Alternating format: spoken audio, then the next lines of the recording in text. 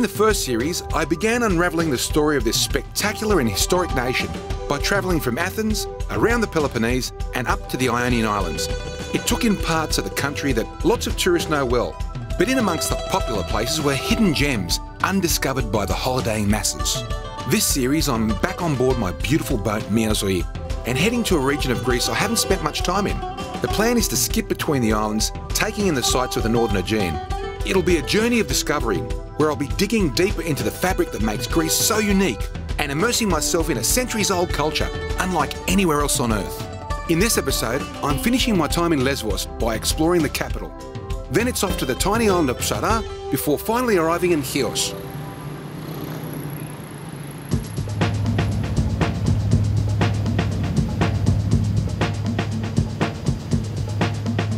Lésvos is a big island, the third largest in Greece, so circumnavigating it takes a while. That gives me time to read my notes on the next port of call. In this instance, it was the capital, Mυτιλήνη. From Plomari on the southern end of Lésvos, the seaward journey is around 40 kilometres, which is much the same as driving between the two locations. The difference being the views along the coast are just that little bit nicer. Arriving into port, it's immediately apparent that this is where the action is. Mυτιλήνη is home to around 35,000 people and is serviced regularly by ferries from the major nearby islands, as well as Athens. It's a busy hub with plenty of tourists taking advantage of the great climate, food and fun on offer in and around the town. It's difficult to imagine, but in ancient times, Mυτιλήνη was a small island of its own, which was connected to Lésvos via bridges. In the centuries since, the space between has been filled with earth, making one landmass. Like all big towns in Greece, there's a fortress looming on a hilltop, which I'll be exploring a little later. For now though, I'll be doing what every newly arrived traveller does, going for a stroll around town. Apart from needing to find my bearings and stretch legs, I was starving.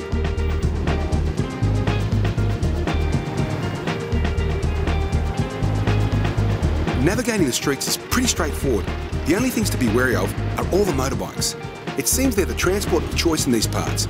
But once you're past the traffic and in the pedestrian area, you'll discover a town full of beautiful architecture, rich in character and very tourist-friendly. Speaking of tourists, they say that numbers are down at the moment, but with so many roaming the shopping centre, it's hard to believe. It must be pumping at its peak.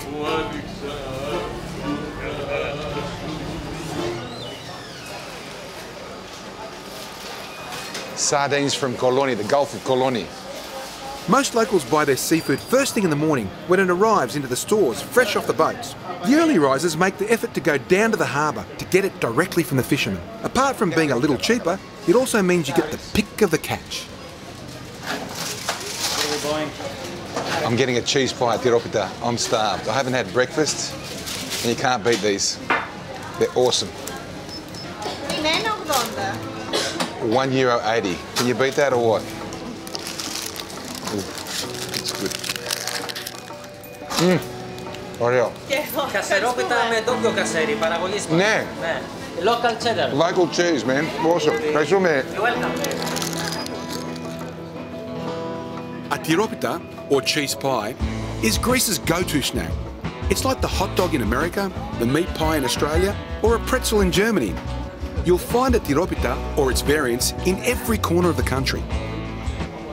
If you come to Mυτιλήνη, you've got to come to Ermous Street. It's the main drag. All the shopping happens here. And get yourself a tiropita.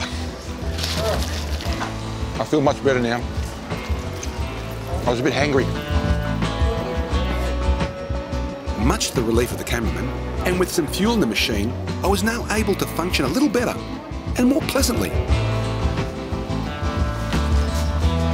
Ah, there it is. This is, see, that's Lésvos, and here's the olive oil that keeps the cheese. Awesome stuff. I'm going to buy some, take it to Kyriako. He probably hasn't bought any. It looks awesome. Πόσο είναι? Ναι, ναι, ναι. Αυτό έχει 7 και 60. 7 και 60, έτσι. Κλερίτσα, 2 ευρώ. Θρήμαση παρακαλώ. 7.60, that's not too bad. Αυτό δεν χρειάζεται να το βάλετε στο ψυγείο. Όχι στο ψυγείο. We don't have to put it in the fridge. That can stay out all day. Πόσο κρατιέται? Όσο είναι καλυμμένο με το λάδι, θα πήρουν μέχρι να το φάτε. Γίνεται και καλύτερα. 6 μήνες. Και παραπάνω. Και παραπάνω. The gentleman is actually saying as long as you keep it in the oil, it can stay for up to a year. But as soon as you open it up, you've got to put it in the fridge. Ευχαριστώ. Ευχαριστούμε και εμείς. Όταν θα το ανοίξετε, επειδή σας άκουσα, δεν θα το βάλετε στο ψυγείο. Ναι. Πότε θα το... Θα διατηρήσετε το λάδι σε ένα ταπεράκι γυάλινο. Ναι. Και θα ρίξετε έξτρα ελαιόλαδο να το καλύψει και έτσι θα διατηρηθεί. Όχι στο ψυγείο, γιατί μετά δεν μπορείτε να το φάτε. Επάνω στον ουρανίσκο θα δημιουργηθεί μια περίεργη γεύση. Ευχαριστούμε. Γεια σας. Γεια χαρά. The cheese I just bought is called ladotiro. It's a local specialty made from sheep's milk and then preserved in olive oil. It's rather pungent and full of flavour. It's a trend with all the food here. The aromas are thick and everything tastes amazing. Part of the reason for that is most of the produce comes from local suppliers, not shipped in from thousands of kilometres away. It's as fresh as it gets, and the folks here know how to make the most of the ingredients. That said, it's hard to beat the simplicity of a morning coffee. It's one thing that seems common the world over. If it's not the food here that will win you over, it's the architecture and charm of the cobbled laneways. They draw you in to discover the hidden stores and delis, turning a 30-minute stroll into hours of exploring. I'm in the hills of Mυτιλήνη, a very wealthy district.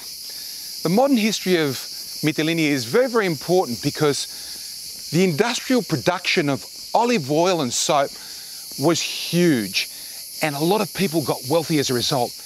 One family, the ΕΛΛΑΔΑ family, sent their son to study law in Paris, and something really special happened as a result. It's all in this building.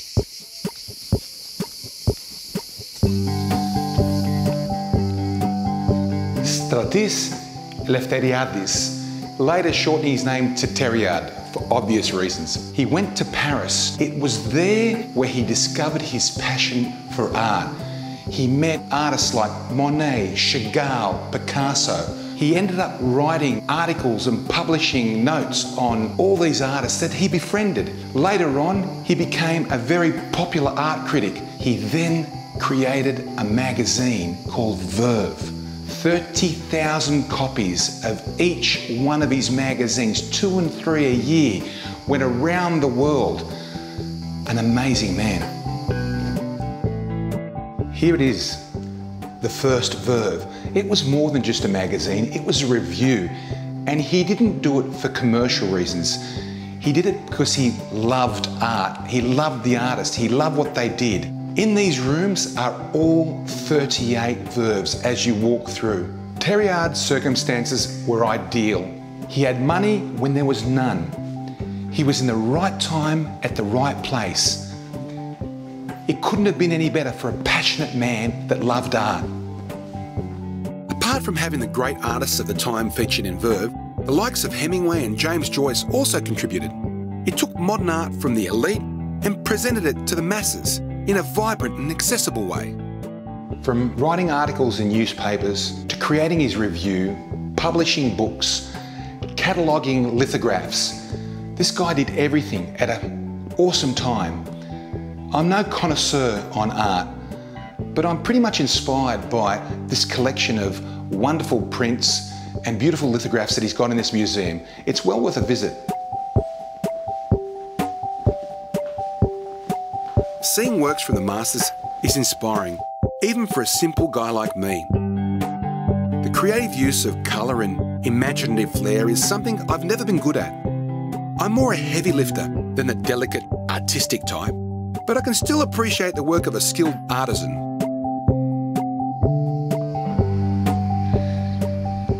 Not even a 5-minute walk from the fortress is the new archaeological museum that has some wonderful ceramics and pottery from 3000 BC all the way up to today.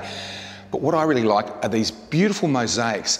This specific one has been lifted from an old villa around 100 AD, 200 AD, the Roman period. And when they were lifting it, they found other artefacts. They found this beautiful fresco from 300 BC. They found some stuff from 700 BC, all in the same house in that area. You know, and it's wonderful just to look at.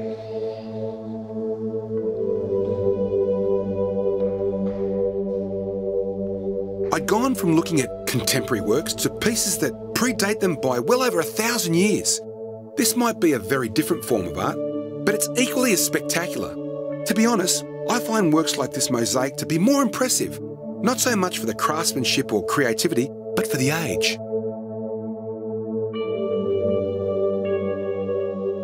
The museum tells the story of life in Lésvos during ancient times, using tangible pieces that I could visualise someone drinking from or having in their own home.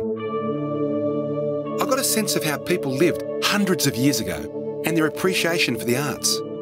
While these are all quite decorative in nature, many of these things were in daily use. It's amazing such delicate items have survived centuries of wear and tear, weathering and looters, and found their way to this great little gallery.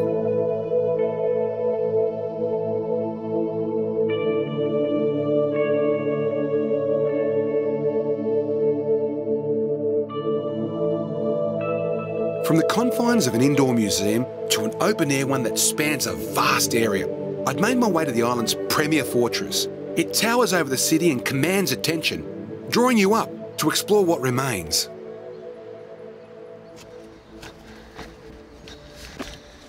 This is the main castle, the big brother of the two castles that the Gattelucci family built in the mid-1300s AD. It's well worth the walk up here. Bring your electrolytes and you'll be fine. Not too hot, but have a look at it. It's massive. It's one of the biggest castles in all of the Mediterranean. And there's so much history here. Below it, there was an Acropolis. Acropolis 500, 600 BC, I'm not too sure. But they used those stones to help build this fort itself. The period of the Gattelucci reign was only 100 years, but I'm told it was some of the best years that Lésvos has had because they didn't invade, they protected the people, they educated the people, they developed the people. It was a golden period. It's said that Barbarossa, the legendary pirate and later admiral of the Ottoman fleet, was educated within the walls of this fortress. It makes sense, considering he was born on the island, and at the time, the castle was being used by the military. This isn't just a fortress or a castle. What you see around me was a city. Thousands of people lived in here. And you've got to wonder, where did they get their water from? Well, that's a wonderful engineering feat. This slope, the overland flow of rain falling on this huge area, would bring water down to what is an amazing engineering feat. But before we go in there, let me explain something about these walls and the sustainable way that these guys built. These stones are actually 6th century BC. These ones are from the Byzantine times. So the Byzantines actually reused stones from the Acropolis to build this fortress. Let's go down and have a look at what I think is fantastic stuff. Wow, what a difference in temperature. That's because we're underground. There are 3 chambers here, and all the water would flow into holes above us, not all 3 chambers. They would flow into this chamber here. The water would come down.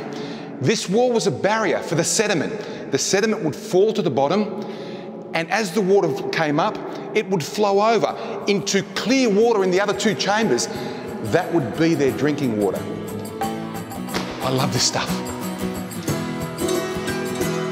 Forgive my excitement, but this collection tank with its sedimentation pit is the same system we use to collect rainwater for drinking today. I build a modern version of this in almost every project we work on, so I feel a little connection to it.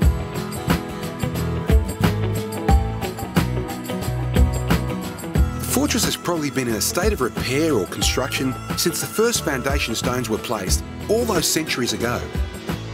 It might not be as grand as it once was, but it's still incredibly impressive.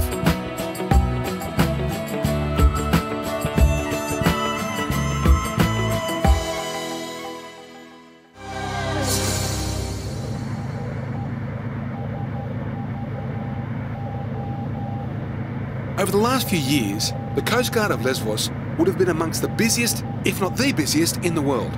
Because of its close proximity to Turkey, Lésvos was a key artery for refugees fleeing Syria and other war-torn countries evolving from the Arab Spring. In 2015, this small group of patrol vessels saved 500,000 people who were on their journey through Greece, making their way to other parts of Europe where they would eventually settle. It's a humanitarian disaster, and one of the poorest countries in the EU is bearing a large part of the burden of care for the refugees. We're on a Greek Coast Guard vessel. These guys have some 6,000 islands that they've got patrol. Massive seaway, 227 of them are inhabited. They're on search and rescue right through the Aegean, right through the Ionian. They've got a hard job to do. This is a 23-hour shift. 7 guys, all day, all night. They're out there searching. There could be nothing, but they've got to keep alert. The people on the front line of this crisis are just like you and I. They have families and loved ones, which gives them empathy for the people they're saving. In charge of this tight-knit crew of 7 is Captain Nikos Golias. In his 18-year career, he's seen it all. What other things do? You do search and rescue? We are looking for smugglers, we patrol and see if the fishermen doing the job correct. For quota? Yeah. And smugglers, what do they smuggle here? Usually cigarettes, because you know, the biggest island when you come out from Black Sea is Lésvos, so they are passing from Greek water, so we inspect boats that Right. from this area. I see a naval vessel out there, and it looks like it's a Greek vessel. I've seen British vessels, I've seen Portuguese vessels, Italian vessels. There seems to be action here from the European Union now. Yes, it's a big actions, and it's very good that because they are helping us. In 2015, there was a lot of refugees, thousands coming every week. It's slowed down now. It's still happening though. It's still happening that, but if you compare the statistics between 2017 and 2018, the numbers are more higher. So they've come up a bit in the last year. Okay, now, and change also the nationalities. They are coming now more Somalian people than Syria people, as it was in 2015. And why do you do this job? First of all, is to protect and search and rescue for people that are in danger. But the thing that all the captains have it in the Coast Guard, and they feel it, they don't know exactly how many persons they have rescued. Maybe thousands of people due to the immigrants they are coming. But all the captains know how many people they have lost, and I can count it in my hands. And this is the good thing, because in 2015, in Lésvos Island, more or less, they passed 500,000 of people. Wow. And the percent of the people that we lose is less than 0.5%. So this is the purpose of us. This is why we do this job. And I believe that because in all other countries, if the Coast Guard have to do this job, the percentage of the people that are going to lose will be bigger. We are proud.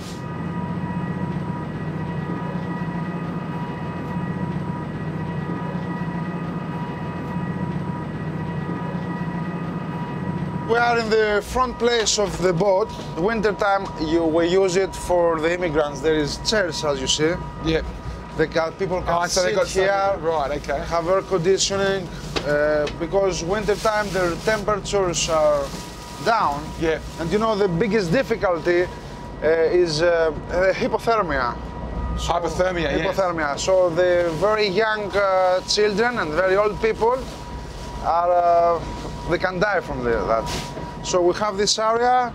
We put the people here. This is the blankets. This is the blankets that we gave them. Right. And try to make them warm and bring them as more quickly as possible to the hospital. Right. Also, I have for rescuing people in rocky small islands. So this is a remote control boat that you send out in difficult weather amongst the rocks in a safe way, and it can take 4 people. Yeah. This was donated by the Americans. Yeah. Fantastic.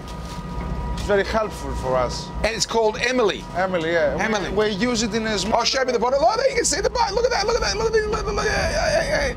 Emily, so what's Emily in Greek? What name do you give her in Greek? Εκεί ελληνικό όνομα. No, Come on, we've got to give it a Greek name. Yeah. Amalia. Amalia, not Emily. Now that it's come from America to Greece, we're going to call her Amalia. Amalia, that's it, christened. Let's keep going. I saw the mess over there. Can I see whether you have coffee? Let's go and see where you have coffee. So this is the galley. Yes, the galley. When you are patrolling 24 hours per day, you have to eat. So we have a galley, we are cooking our food, we have refrigerators. Yeah. We prepare our food from ourselves. Who cooks? Who is the cook? He is the guy that cooks. He's the cook. He's another handsome one. He's specialist. We eat spaghetti every day. Oh, fantastic. Fantastic. You're all Stasi. You know, you look like Pierce Brosnan. You know you look like Pierce Brosnan.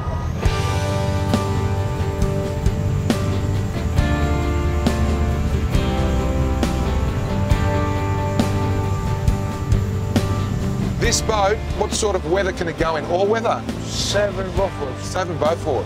But if somebody is dangerous, you go out anyway? Yeah. That's amazing, man. These guys go out, even if it's unsafe for them and they know there's somebody out there, they're going to go out. That's fantastic.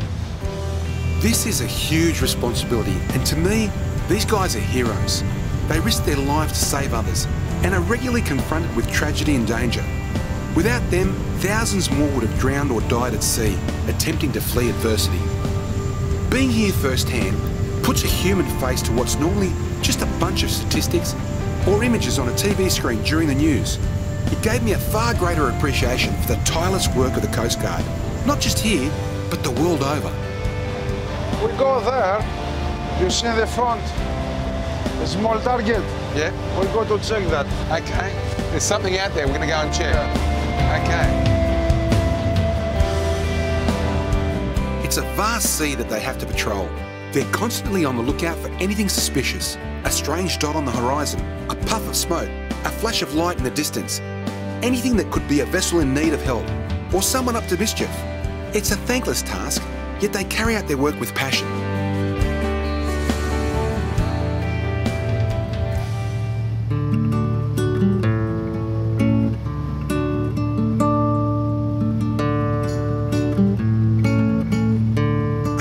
Morning and calm sea made for a beautiful cruise to our next destination. The passing coastal cliffs soon gave way to open sea as we left Mυτιλήνη and travelled around the bottom of Lésvos, tracking southwest to our next stop, the island of Ψαρά.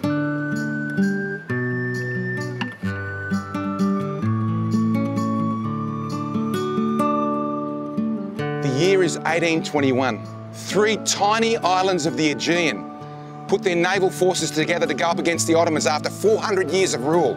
Idra, Spetses and this beautiful island of Ψαρά, they defeated the Turks. But only 3 years later, in a reprisal attack, the Sultan put 14,000 of his troops, 140 of his ships onto this island, levelled it, burnt it to the ground. Very few lived. But today, it's quiet. The beaches are awesome, the lobster fishing is fantastic, and I'm going to go for a swim, try and catch a lobby and have one for dinner. Looking forward to it.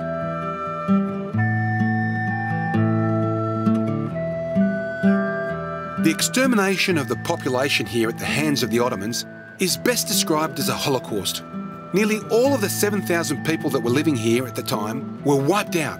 It's quite a confronting story to hear. Today it's a peaceful place with only around 500 inhabitants. The landscape is stunning, albeit rather dry. The rolling hills are a tapestry of brown, green and gold running to the azure water of the Aegean. Dotted about the place are ruins and stone walls, and the coastline is punctuated by grey, rocky headlands, with the occasional beach providing a safe place for a swim. It's quite the contrast to the noise and development of Lésvos. For those that call Ψαρά home, most end up working on the sea as fishermen, captains or engineers. It's always been this way. Being surrounded by water and with little else to do, it makes perfect sense. To tell me more about the place, particularly the naval history, I met with former mayor and ship's captain Manoli. He's travelled the world, yet found himself drawn back to Ψαρά in retirement.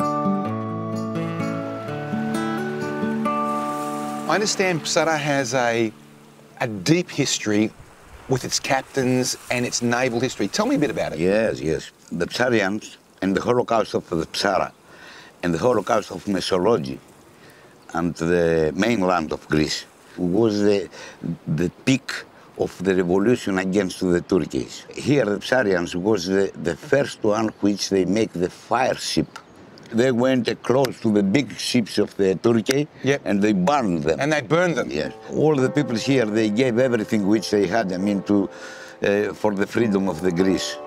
They gave the money, they gave the families, they gave even gave everything. places, everything. They gave all their wealth, and this was really the first point of defence for Greece, wasn't it? Yes, of course, because we are closer than the Israel Spetses Yes, to the Turkey. yes. Due to its maritime fleet, this small island was once extremely wealthy, but it gave its all to save Greece from the continued oppression of 400 years of foreign rule. You could say that Ψαρά has been drained of almost everything. There are few remnants of its glorious past. Even the sea is almost fished out. However, tourism seems to be the island's saviour. It's already proving a means to reinvigorate the local economy, with visitation on the increase and a small amount of infrastructure being built to handle it. That said, there's still a long way to go.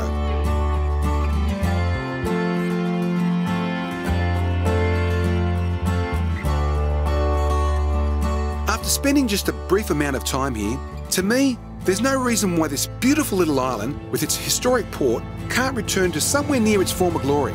There's plenty on offer for travellers, or even those willing to settle here. You just need to take the plunge and think beyond the usual islands you see on all the postcards. The thing I've come to discover about Greece is the more you explore this great country, the better it gets.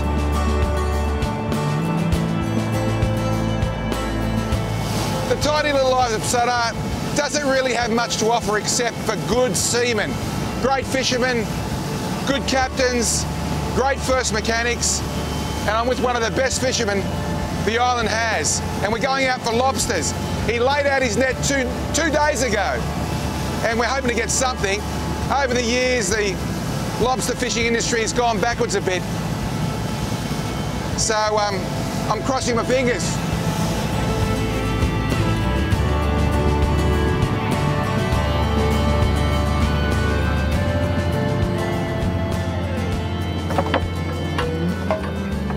So it's going to take us about an hour and 15 minutes to pull up the nets, 2,800 metres, 2,700 metres.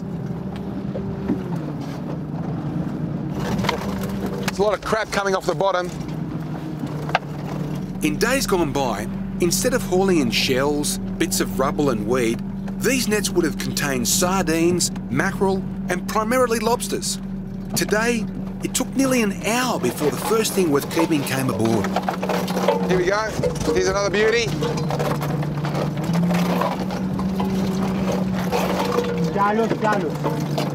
Here we go. There's a couple coming through.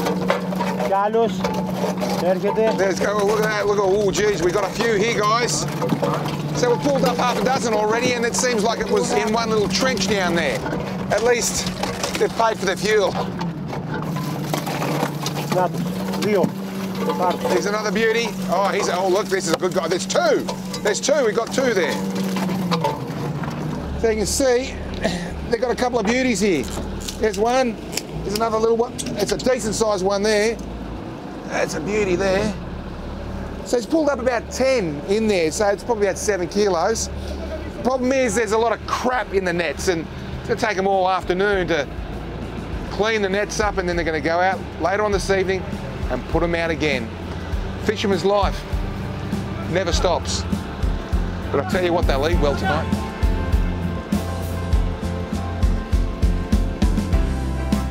These fishermen endure long days at sea, being battered by waves and scorching sun, all for a handful of lobsters. Some trips are better than others, but the trend is towards fewer good ones. The same is happening across all the Greek islands, not just here in Ψαρά. As ocean stocks decline, this age-old way of life will disappear with it.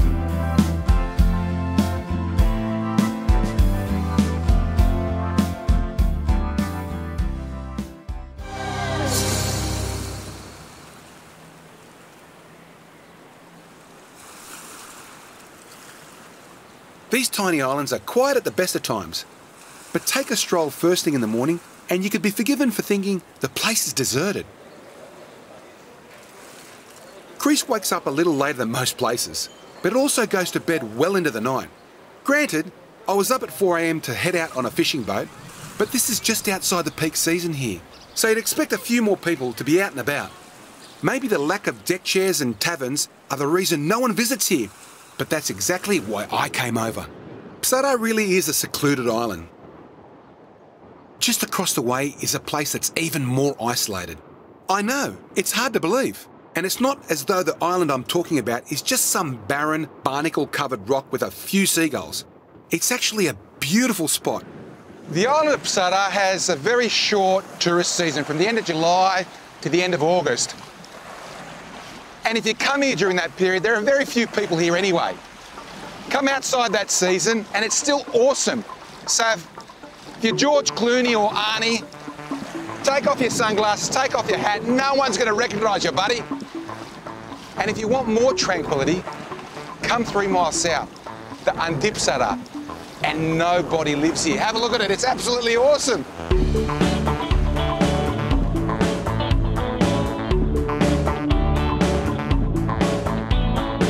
During Ottoman times, there was a port and naval base here, and prior to that, there's evidence of ancient Greek and Roman settlement. Today, though, there's not a soul to be seen. Apparently, there's a few people living here, but the only inhabitants I could see were nesting birds and a stray goat or two. We had the entire island to ourselves, so it was only fitting to set up a beach barbecue.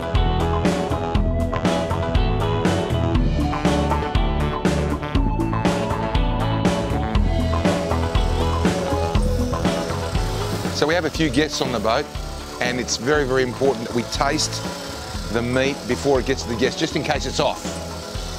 Θα δοκιμάσουμε. Εμείς ήδη έχουμε ξεκινήσει, θα δοκιμάσουμε. You've already tried. Hey, what's going on here? What's going on? Hey, we've got to cut a fair bit off to taste it properly. The tasting goes on for about 40 to 45 minutes.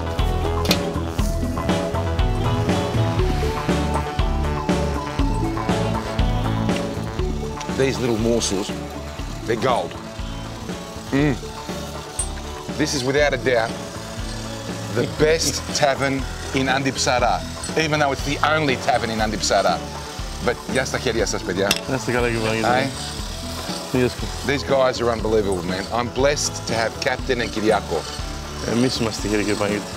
Εμείς είμαστε. You are blessed too, true, to have me. You are blessed. Όντως είναι αλήθεια. That's a joke, right? That's a joke. Lunch was only the beginning of a long day that largely revolved around food and swimming. Come to think of it, that sounds like most days on this journey. The difference on this occasion is that what was on the menu for dinner, I saw being caught just a handful of hours earlier.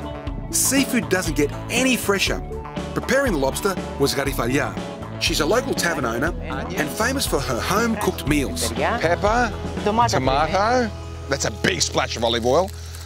Όλο το βάνεις, And then the onion. Oh, this looks fantastic. I tell you, most Greek recipes are really easy. It's just put the stuff in. Some salt and pepper in. The peppers are going in, the hot peppers are going in.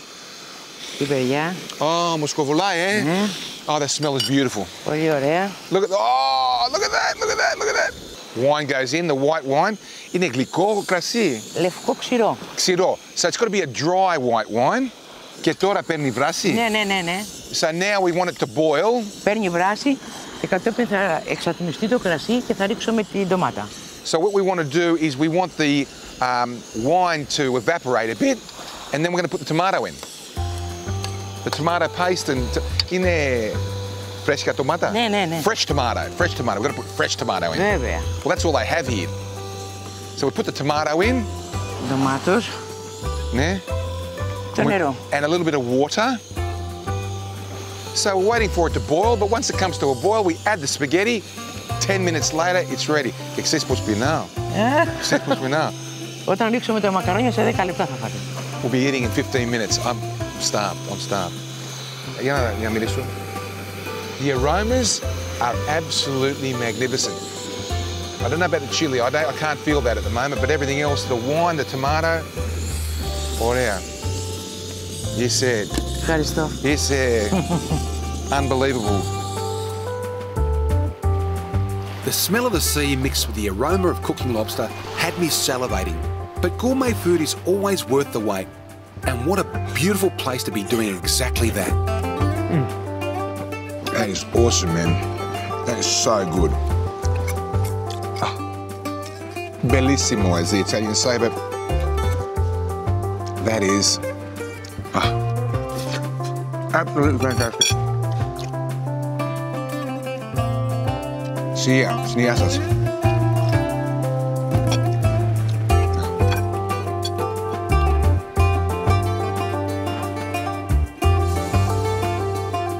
From the peace and serenity of Ψαρά and neighbouring Anti-Ψαρά to a place that's quite the contrast, Chios, my travels headed southeast to an island that's barely a stone's throw from Turkey. Having spent the last week in relative isolation, arriving in such a big and busy port was a shock to the system.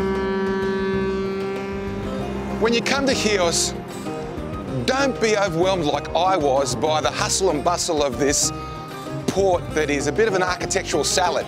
It's the birthplace of chewing gum. Yes, several thousand years ago, chewing gum came from here, from mastica. Mastica has inspired many products from cosmetics through to pharmaceuticals. It's also the birthplace of Homer.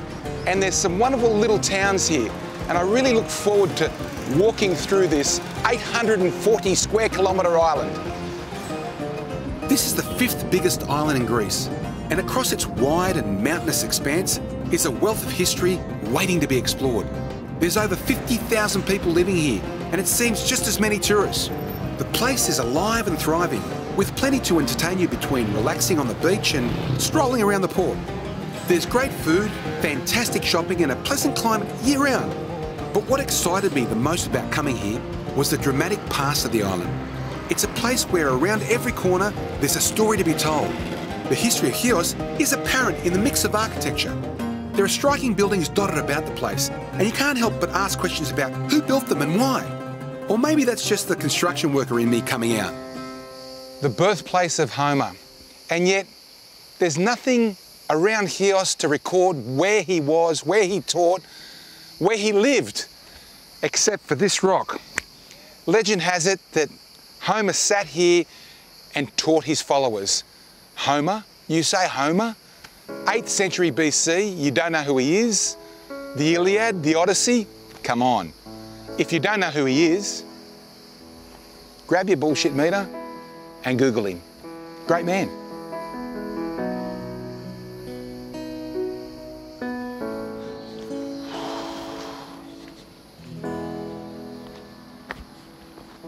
Chios is made for the walking tourist. You can stroll the streets and discover all sorts of hidden gems. Mind you, it's a hilly maze of a place, so best you carry a tourist guide to avoid getting lost. Even with a map, I managed to get myself turned around. Greece is full of castles, and I've visited my fair share, but none like Chios Castle. Chios Castle is still occupied. People live here, and I'm about to meet an archaeologist, and she's going to take me through, but I'm a bit lost. No matter how much research you do on a landmark, you never get a true picture of it until you step foot on the ground. The smells, sounds and colours bring to life the image your mind conjured up, filling in a few of the gaps the words in the book left out. However, to take your understanding to the next level, there's no better way to learn about a place than by talking with a local expert. They'll know all the secrets and subtleties that get missed in your research. In this instance, I'd arranged to meet with ΕΛΛΑΔΑ, an archaeologist with a passion for Chios and its ancient ruins. This castle is so old, like the Hellenistic period, the 2nd century BC, so it has been inhabited since there. Right. So how many people were living back then? We're not really sure about this, but let's say it could be 1,000, 2,000 people living there. And today? Today we have more or less 100 houses, so let's say a couple of hundreds of people, probably. So this place has been continually inhabited for a couple of thousand years at least? Exactly. Wow, it's impressive. The local heritage laws that have been put in place to maintain the history of Chios have made it hard for locals to be able to afford the upkeep of their centuries-old buildings. For that reason, there are a lot of dilapidated houses. It would seem the rules created to protect things are somewhat counterintuitive, particularly in these tough financial times. Although there is still some rebuilding going on, and when you see a few of the restored buildings around town, you get a sense for just how beautiful and prosperous it once was.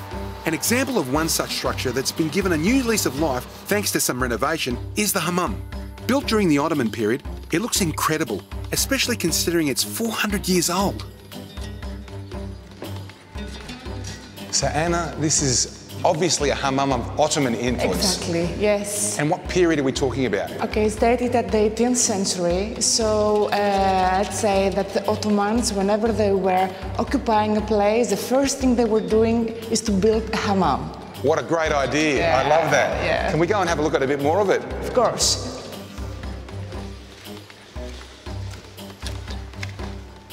Wow.